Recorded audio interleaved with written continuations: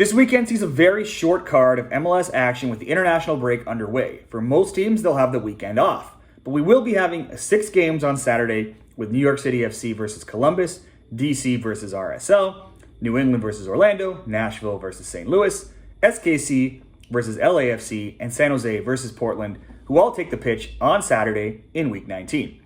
I don't want to force anything this weekend, though, with only a few games, so I'm simply riding with one 3-game parlay. However, you can certainly choose to bet these games separately on their own if you wish. But let's get things started with the Nashville and St. Louis game. Only FC Cincinnati has more points than Nashville this season. No team has allowed fewer goals than the Yotes 12. Across all competitions, Nashville has only lost once in their past 12 games, but at home they've been even more impressive at Geodis Park. They're 6-2-1 with 16 goals scored and only 5 conceded. Including the US Open Cup, Nashville is undefeated in 8 home games, and they've won 6 straight while outscoring opponents 14-3. In MLS play only, they've won 4 straight, which is a team record, while being undefeated in 9, which ties a team record. While we're talking about home form, Hani Mukhtar has been rolling all season, and especially so at Geodis Park, where he has 5 goals and 4 assists in his last 5 home games. Overall, he's tied in the Golden Boot race with 10 goals, along with 7 assists as well. St. Louis is sitting top of the Western Conference, but they drew 1-1 last week, and they lost 2-0 in their match prior. After winning their first 3 road matches to start the season, they're 0-1-3 in their past 4 away from home, while also being outscored 7-1. They also recently lost on the road 2-1 in the US Open Cup. Mukhtar to score almost always looks like a good bet these days. He's priced at -110 to be an anytime scorer. Nashville also plays like a team that can give St. Louis problems. They're 23rd in average possession and prefer the low block and counter system, much like St. Louis, who rank 29th in possession. I would give the advantage to the home team Nashville at -150 for the win, but in this parlay, I'm going super simple, and I'm just asking Nashville to score a goal. For the second leg of the parlay, we'll go to SKC and LAFC. Sporting Kansas City are surging up the standings. They're now in the final Western Conference playoff spot in 9th place with 20 points. That comes after going undefeated in their past 4 games at 3-1-0, and off the back of last weekend's 4-1 win against Austin. LAFC just played a home and away with the Houston Dynamo. They lost 4-0 in Houston last week, and also 1-0 at home on Wednesday.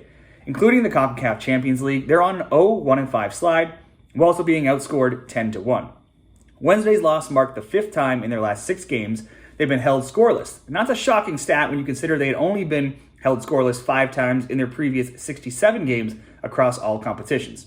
These teams played last month in Kansas City, and they split the points in a 1-1 draw. That extended LAFC's scoring streak against Sporting Kansas City to 9 games. In fact, the only time LAFC has failed to score against Sporting Kansas City was in their first meeting way back in 2018. However, Sporting themselves have scored in 8 of 10 all-time meetings when these teams play. But LAFC will be without leading scorer Dennis Bouanga, who's away on international duty with Gabon, as well as 5 others. But for Sporting Kansas City, they're only missing 1 player. Sporting have collected the most points in the Western Conference with 17 points over the past 10 rounds. But clean sheets have been rare. They've allowed a goal in each of their past 6 games, and also in 11 of 12. SKC has been creating shots all season long, and now they're finally starting to score as their players return from injury. They're 7th in shots and 3rd in shots on target, and they've scored 11 goals in their past 4 games. There's a big price on Sporting Kansas City to win at home this week at +155, and it's very tempting. So too could be backing goals from both teams in over 2.5 if you think LAFC can get themselves back on the score sheet. But in this parlay, I'm just going for over 1.5 total goals. So as long as there's 2 goals from somebody, from both teams, from anybody, we'll be good. For the final leg of the parlay, we'll go to the last game on the schedule, and it's San Jose and Portland. San Jose won 2-1 at home last week over the Philadelphia Union. They're undefeated in 4, and they're currently 5th in the West. Portland are in a playoff position themselves in 8th, and they're coming off last week's 1-0 home win over Dallas. That was a home win, though. Road wins have been rare for Portland. The Timbers are 1-3-5 away from home this season, and they've been outscored 17-8. Now, going back into last season, they have only 1 road win in 11 and 3 in their past 23 away games. That trend may continue in San Jose, where the Earthquakes are still undefeated at 6-2-0 this season, while scoring 13 goals and only allowing 5.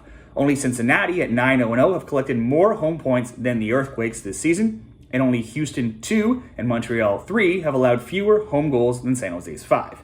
Last season, we saw plenty of goals between these teams, with both teams winning their home games, San Jose winning 3-2 and Portland 2-1. In 8 home games for San Jose this season, they've scored multiple goals in 5 of 8 and also in 4 of the past 5. A Quakes win at +105 odds, or over 1.5 San Jose goals at +100, could very well be possible. Ex-Timber Jeremy Ebobisse also has 25 goals since being traded to San Jose from Portland back in August 2021 and is priced at plus 140 to score on Saturday. But once again in this parlay, I'm simply going very easy and I'm just asking San Jose to score once. So if we put all that together with Nashville to score, San Jose to score, and over 1.5 between Sporting Kansas City and LAFC, we'll get minus 135 odds. Now, it's not anything too exciting. It won't give you a huge payout, but it will give you something relatively easy to cheer for in the late games on Saturday night. So let's go with that for our MLS Week 9 team best bet. Let me know your picks in the comments below. Be sure to like the video and subscribe for more MLS picks this season. Thanks, everybody.